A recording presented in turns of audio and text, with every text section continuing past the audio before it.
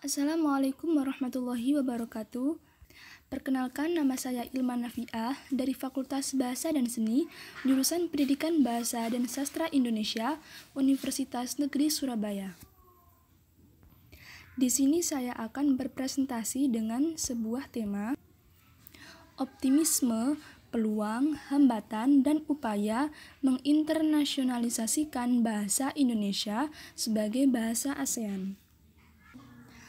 Nah, bahasa, apa sih itu bahasa?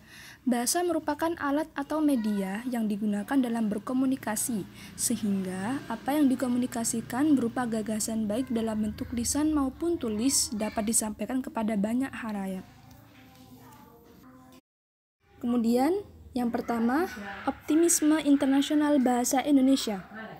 Optimisme perlu dipupuk jadini. Internasionalisasi bahasa Indonesia pasti dapat diwujudkan. Hal ini didukung oleh pernyataan Denny Indrayono pada tahun 2011 dalam bukunya Indonesia Optimis.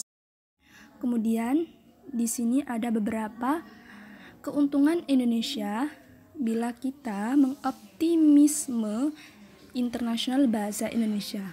Yang pertama yaitu kemajuan yang pesat terhadap seluruh aspek kehidupan.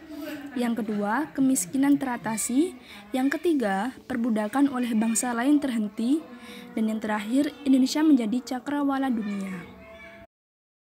Nah, kemudian di sini ada beberapa peluang yang merupakan urgensi dalam internasionalisasi bahasa Indonesia. Yang pertama, pengakuan diplomasi dan kedaulatan penuh Negara Kesatuan Republik Indonesia. Kemudian yang kedua, pengakuan kebutuhan bangsa lain akan Indonesia.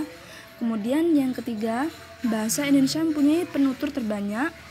Kemudian yang keempat, bahasa Indonesia umumnya dimasukkan sebagai mata kuliah pilihan pada program studi Asia Tenggara. Kemudian yang terakhir, wisatawan mancanegara cukup banyak yang belajar bahasa Indonesia di tempat-tempat belajar bahasa yang telah ada. Nah, kemudian tentunya dalam kita menginternasionalisasikan bahasa pasti ada tantangan-tantangan di dalamnya. Nah, tantangan yang pertama yaitu saingan rivalitas dari negara-negara tetangga. Kemudian tantangan yang kedua yaitu menghadapi negara-negara lain yang tidak menggunakan bahasa Melayu dan Indonesia. Kemudian yang terakhir yaitu globalisasi. Ketika ada tantangan-tantangan dalam menginternasionalisasikan bahasa Indonesia, perlunya ada upaya-upaya kita untuk menghadapi tantangan tersebut.